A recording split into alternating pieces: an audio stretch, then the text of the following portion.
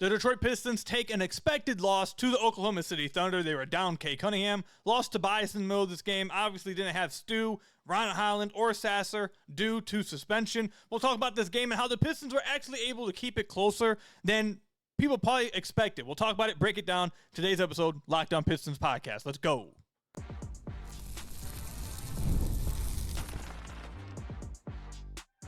You are Locked On Pistons, your daily Detroit Pistons podcast, part of the Locked On Podcast Network, your team every day.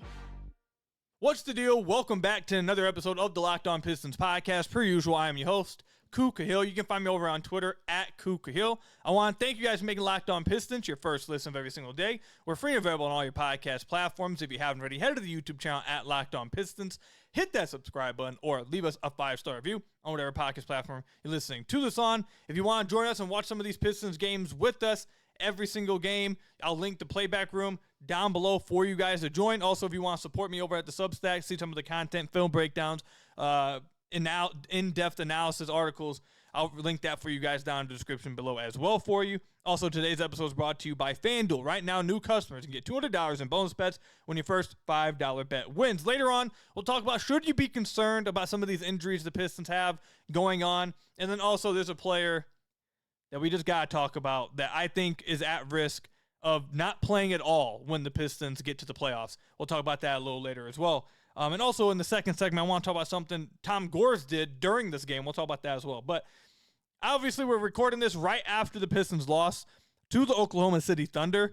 For those of you guys mentioning Thunder, if you guys hear anything in the background, a bunch of storming is going on. So if you guys hear rain or big lightning, or, loud, whatever, apologize. Hopefully the power doesn't go out by the time I'm done with this recording, but it's storming really bad. If you live around in Metro Detroit, you know it's storming really bad right now. But anyways, the Pistons lose this game to the Oklahoma City Thunder, 119-103. The score does not paint the picture of how close this game actually was. With around 2 minutes left, it was a 4-point game in this game, and Duren got hit with a very questionable, really, really questionable, or it was around 3 minutes left, very questionable offensive foul. They called him for an elbow to the face of one of the rotating defenders. Wasn't like he was throwing elbows around. He was just drop stepping and going to the rim, but because the guy was so much smaller, he got caught a little bit. It looked like he flopped really hard. Either way, if he makes that to 2-point game with 3 minutes left, and then after that, call that foul, and then the Thunder just took off, and the Pistons couldn't score. So it is what it is. The fact that the Pistons were able to even maintain being this close in the game without the players they had, honestly, I know that the Pistons are at a point now when you're kind of past the moral victories. They're at the point now where winning is what the only victory you should be taken away. Obviously, last year, maybe take some moral victories. This year, they're a legit good team. You should be talking about actual wins. But I feel like this is the rare case where moral victory is fine. They were without Cade Cunningham. Tobias, we'll talk about this in a minute, but Tobias was out in the second half because he went down with the exact same right Achilles soreness, whatever they want to call it, that he had missed the previous 2 games with. So he played the first half and then right back out. I thought he was playing well before he went out. Obviously, they were without Stu due to suspension. Sasser, same thing. Ron Highland, same thing. They had to play Dennis Schroeder close to 40 minutes. Tim Hardaway Jr. close to 40 minutes. Malik Beasley played 33 minutes. Lindy Waters played 17 minutes. Like, they were stretched very, very, very thin in this game, but somehow, some way, were able to play hard and keep the game close against a team that is probably the best team in the entire NBA in the Oklahoma City Thunder. I mean, you watch that team. This isn't Locked On Thunder, but that team is fun and crazy to watch. Their defense, how fast and quick they are in defense is just absurd. Like, they fly all over the place. But I mean, it's a joy to watch them. They are really good. But look, I thought guys, obviously without Cade and then without Tobias, guys were stretched thin on offense with how much they were being asked to do. Jalen Duren, on a rare occasion, had one of his most inefficient games of the year. Usually, he's really efficient. He's shooting close to 70% on the year. Very efficient. He makes almost everything he puts up. Everything is either a dunk or an easy layup for him.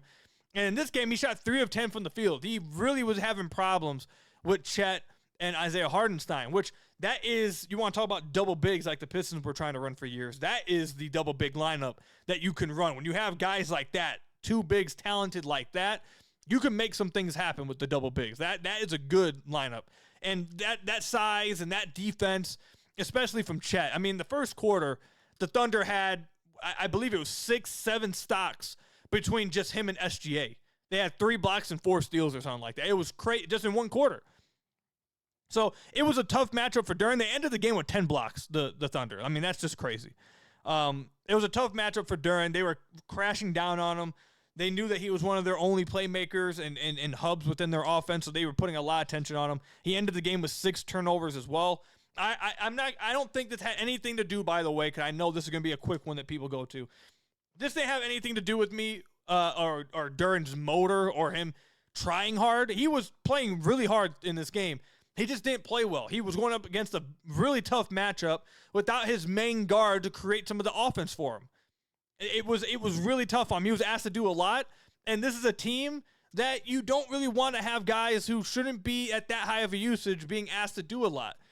And the Thunder just made it really hard on him. Same thing with Asar. Asar had a few turnovers that, few turnovers that were like, whatever in transition. Like one of them, he caught the ball, and as soon as he caught it, he got ripped up in transition. That one doesn't really matter too much to me. But he had 2 in the half court that were pretty questionable and you weren't really happy with.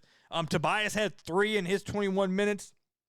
These guys were just stretched really thin offensively with the creation. And a lot of their offense, the Pistons, was their offense was obviously going to struggle without Cade and without Tobias, especially in the second half. A lot of it was settling for a lot of pull-up jumpers, a lot of contested threes. Now, luckily, Malik Beasley hit a few threes late in the game, and THA remained to be on a heater.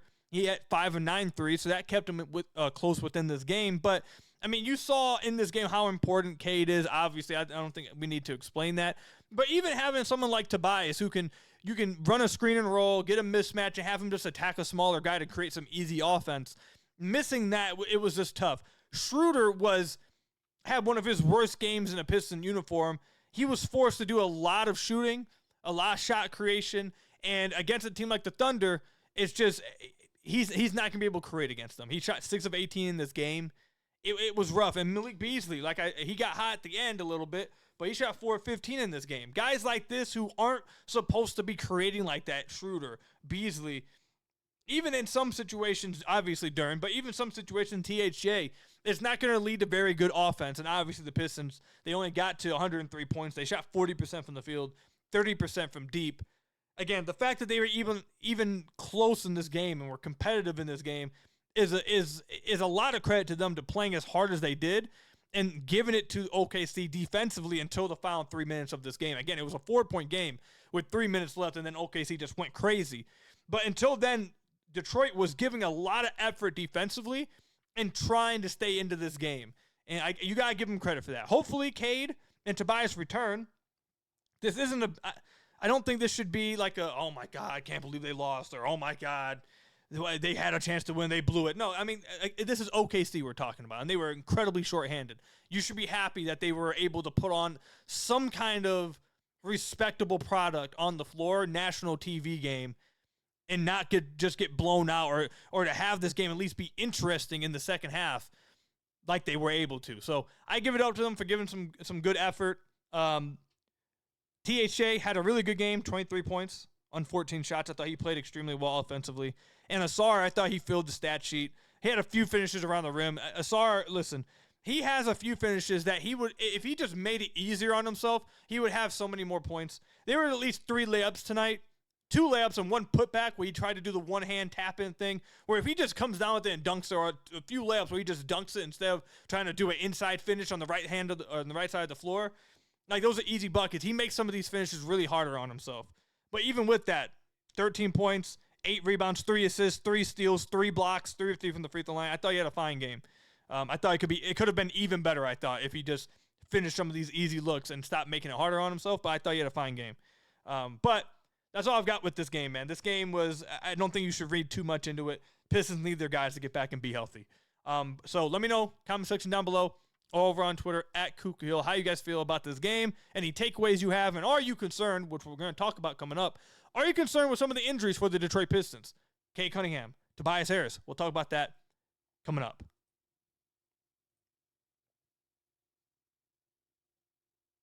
Today's episode is brought to you by FanDuel. The NCAA tournament is here, and FanDuel is giving you the chance to get in on the action like never before. Right now, new customers can get $200 in bonus bets when your first $5 bet wins. That's $200 extra bucks to use on everything from buzzer beaters to Cinderella stories, and even who's cutting down the nets. With tournament games happening almost every day, there's always something exciting to bet on. The FanDuel app is simple to use, and when I win, I get paid instantly, no waiting around. So visit FanDuel.com and get in on the college hoops action all tournament long. And again, new customers can get $200 in bonus bets when your first $5 bet wins. Again, visit FanDuel.com and get in on the college hoops action all tournament long with FanDuel.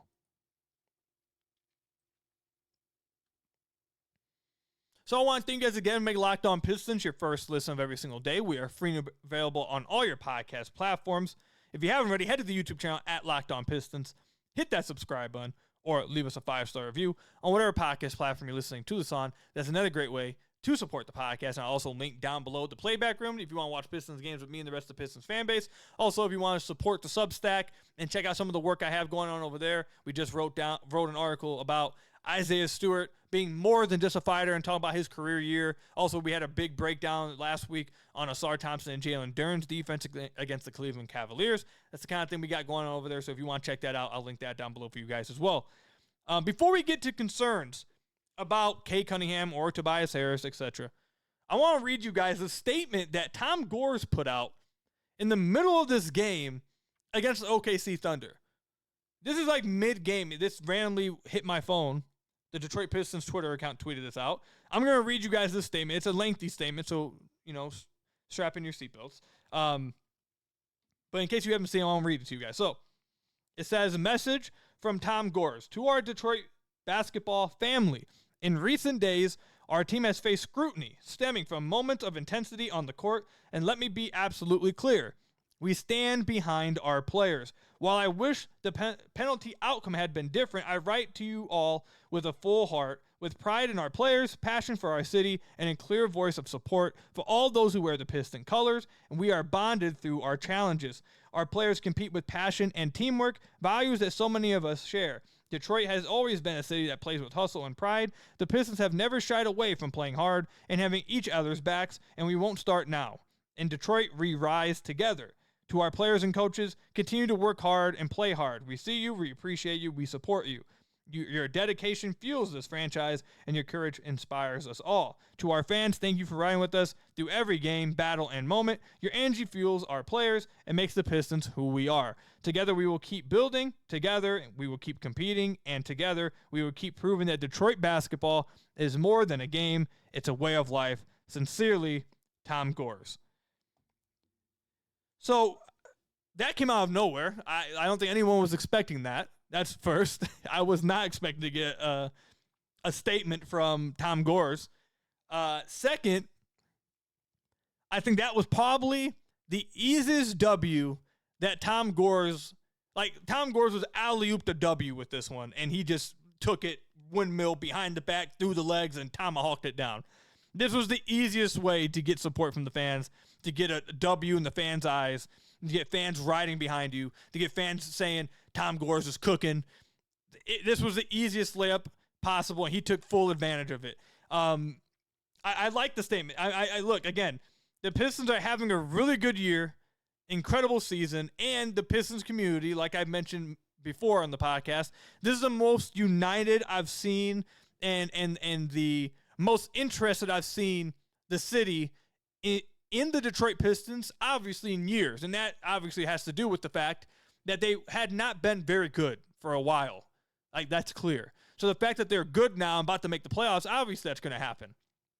But with the community as close as it is now and as much interest as there is in the team now, Tom Gores coming out and kind of sending this message of togetherness and, we're happy for these players. We stand behind these players. We appreciate all of you guys' support. All this Detroit kind of, propaganda. I thought this was a really good statement from Tom Gores. I think fans obviously are going to rally behind it. Fans are obviously going to love it. I think the players probably love seeing this from their owner as well. I think a lot of fans also like seeing this because there are a section of fans that believe that Tom Gores is just checked out of the Pistons because he doesn't show up at every home game, which, look, I've said this in the offseason when everything was going down, and you guys remember all that stuff. Tom Gores, I can tell you guys from my knowledge that Tom Gores is definitely not checked out. He's not up there making decisions, but he is very, involved in, maybe involved is the wrong word, engaged. He's very much engaged with this team, with this basketball team, with this franchise. The idea that he's checked out and doesn't care is completely false. If there's anything you want to criticize Tom Gores on, it's not that. He is very much engaged and loves this franchise and very much cares about this team. So if there, again, he's not a perfect owner. I'm not saying I'm not speaking about him off the floor either, or him as not as an owner, him as a person, whatever. I'm simply speaking to the fact that I know there's a section of fans that would probably like to see this because this exhibits that level of care and engagement that Tom does have. Like that, this is not something that's new. This is something he really does have. And my last takeaway from this statement is it's very clear that the Pistons are not happy with the decisions from the suspensions. JB didn't seem very happy. Obviously, the statement from Tom Gores is kind of as well, not just a layup to Pistons fans to get support. It also feels like a direct response to the NBA itself. It kind of feels like this is his way of kind of spitting on his hand and slapping the NBA. Like, I'm not going to lie to you. It kind of feels like this is his way of kind of spitting at Am Silver, and maybe spitting at is a little too too harsh. Like, it kind of just a direct response. You guys get what I'm saying.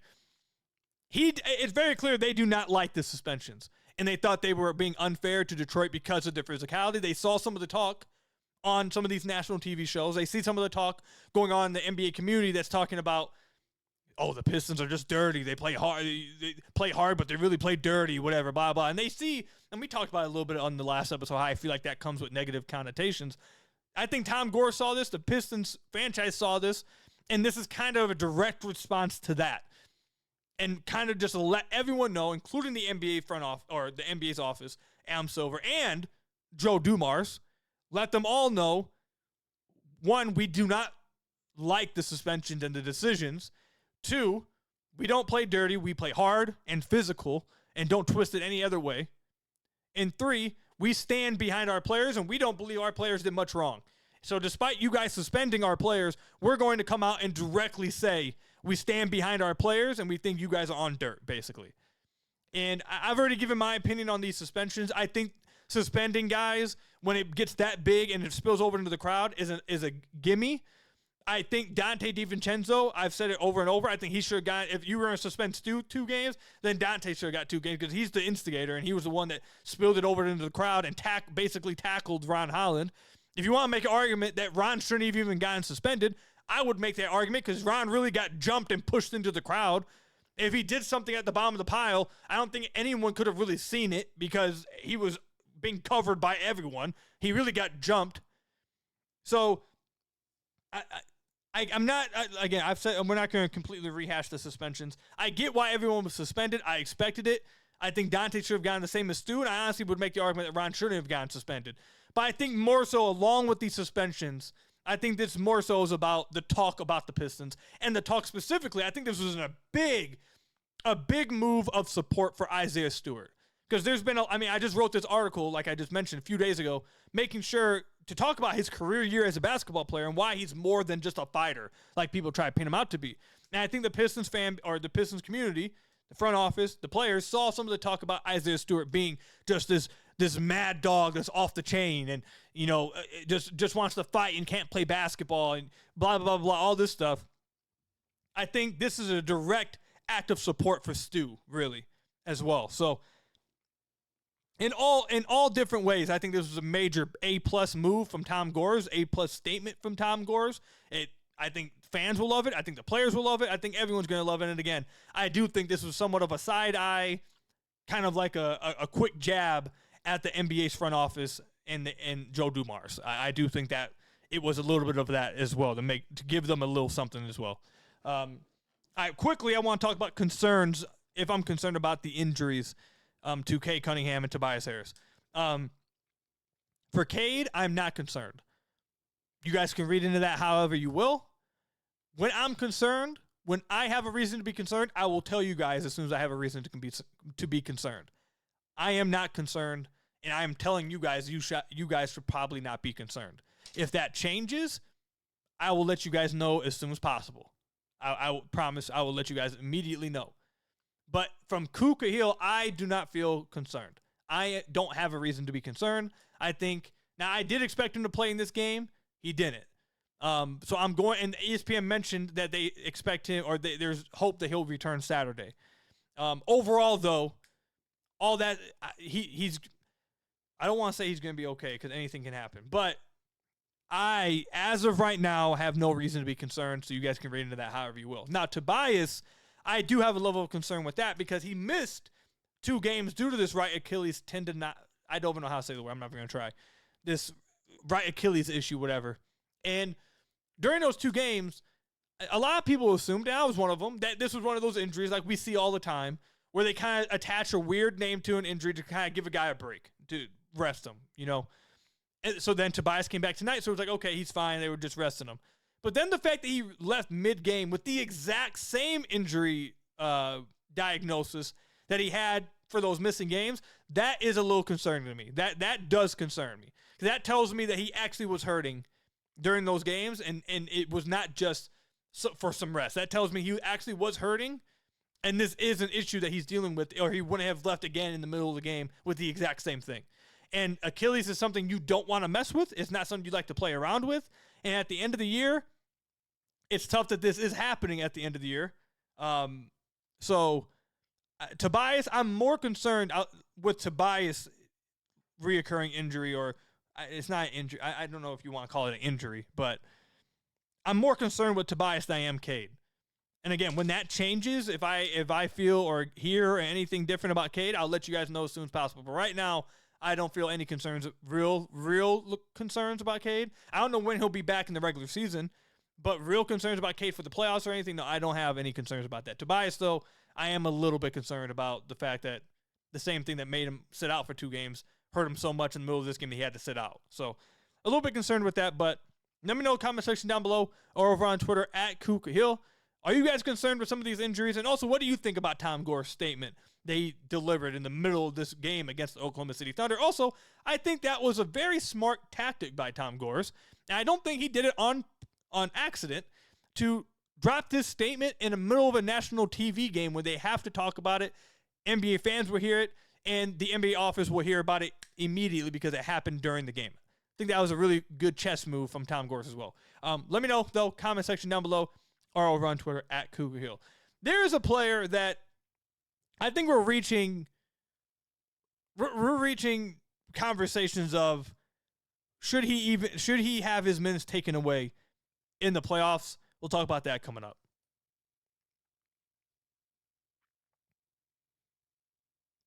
Daylight savings snuck up on all of us again, and if you're feeling that loss of hour of sleep, 5-Hour Energy has your back. The extra sunshine means more time for fun, but sometimes you need a little boost to power through. Whether you're staying up late to watch the NCAA tournament, squeezing in a round of golf after work, or just trying to keep up with your busy day, 5-Hour Energy gives you that quick, refreshing pick-me-up whenever you need it. With longer days, I love getting outside for a hike or a run, and Tropical Burst is my go-to for a quick boost. Whether I'm at a game or traveling, 5-Hour Energy is easy to grab and keeps me feeling refreshed.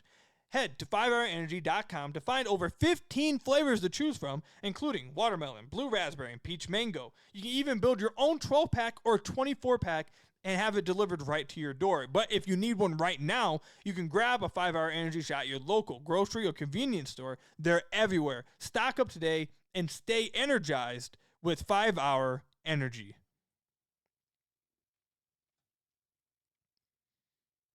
So I want to thank you guys again for making Locked On Pistons your first listen of every single day. Free and available on all your podcast platforms. Hit that subscribe button at the YouTube channel. Leave us a 5-star review, whatever podcast platform you're listening to this on. That's another great way to support the podcast. Check out the links down below, Playback Room and the Substack. Both of those things you guys already know about it. Pistons will be back in action tomorrow against the Toronto Raptors, if I remember correctly, and then back Saturday against the Memphis Grizzlies. Yeah, I'm correct with that. All right. The playoffs are coming near, And I know a few of you guys who are active on Twitter, and maybe saw Keith Langlis, Detroit Pistons beat writer for Pistons.com, tweeted that the Pistons had officially secured their playoff spot with the loss from Atlanta tonight. That is not the case. The Pistons are still not yet. They're one game away. If they win their next game, they're good. But they're not yet for sure. Well, they're basically for sure. But you guys get what I mean. Clinched it, I guess, is the word I'm looking for. They have not clinched yet their 6th seed, at least a top 6 seed just yet.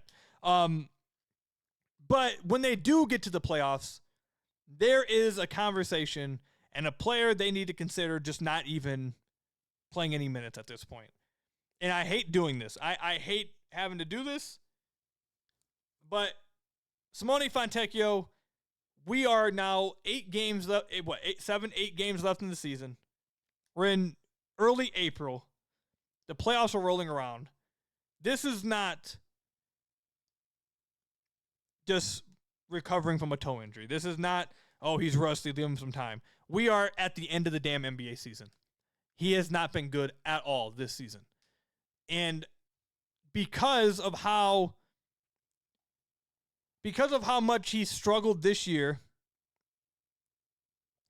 it forces me to come up and look at the rest of his career, which brings me to the conclusion I'm about to come to. His rookie year at Utah, which was 2 years ago, he shot 33% from 3 and 37% from the field. Not a very good season at all. His next year was the year he was traded to the Pistons. And in that year, he shot 40% from 3. He shot 43% from 3 with the Pistons and averaged 15 points a game. That was a 16-game sample, his time with the Pistons. Now in his 3rd year in the NBA, 68 games played. He's shooting 40% from the field and 33% from deep. The reason why I bring that up is because we now have a 120-game sample of his time in the NBA where he's a 33% three-point shooter and around a 38% shooter from the field. And we really only have a 16-game sample of him being a lights-out, legit scorer shooter.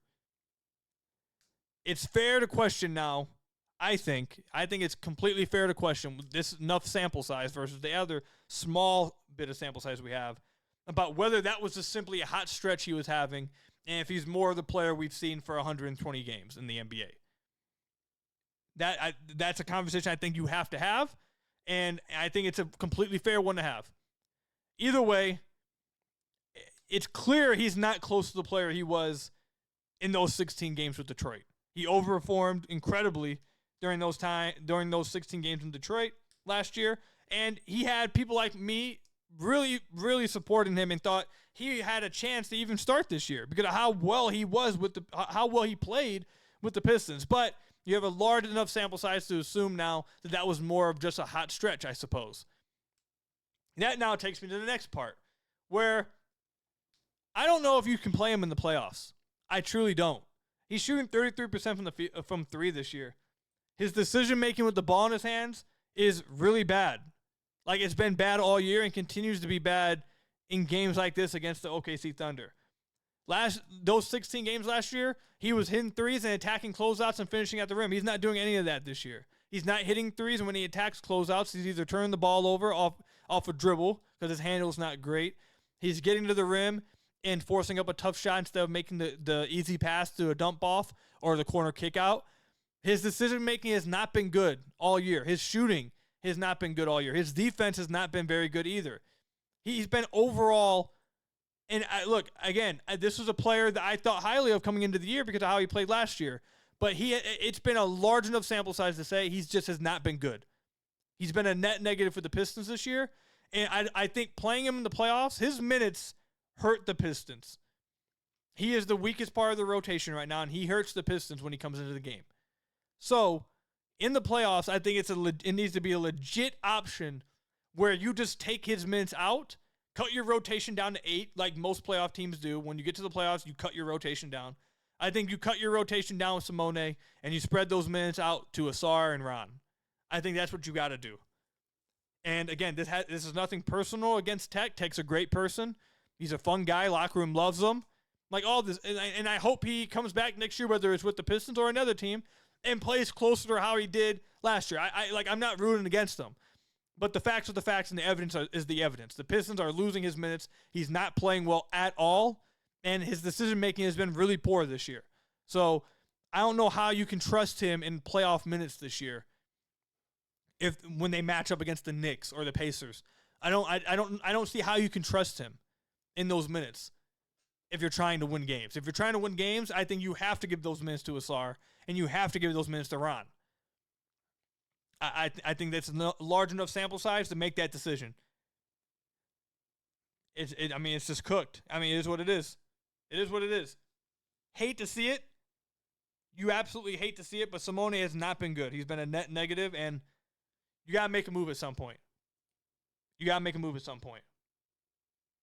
But that's all I've got for you guys today. Let me know, comment section down below or over on Twitter at Ku Khahil. How you guys feel about Tech? Do you guys think he should lose his minutes in the playoffs? What do you guys think? Let me know. Again, comment section down below or over on Twitter at Ku Khahil. That's all I've got for you guys today. Thank you guys for making Locked On Pistons your first listen of every single day. Free and available on all your podcast platforms. Hit that subscribe button on the YouTube channel. Leave us a 5-star review, whatever podcast platform you're listening to this on. Click the links in the description for the playback room and the Substack. And until next time, I will see you guys later. Stay safe out there. And until next time, peace out.